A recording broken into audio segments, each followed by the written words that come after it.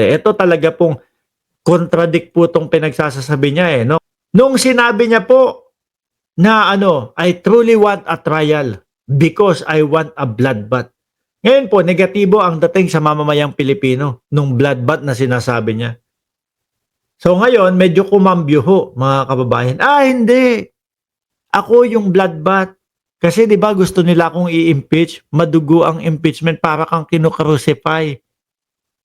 Sabi ko kay Vice Presidente, naku, ililigaw na lang, ilalayo na lang yung kanyang halatang halata pa. Iko-crucify, 'di ba? Parang kinu-crucify kasi yung impeachment. Kaya ako ang maliligo ng dugo. Ngayon sabi ko, nagbabanta, nananakot. Kaya kapag naiisip natin yung 18 senador, sama mo na si Chis Escudero, siguro itong mga ito natatakot, no?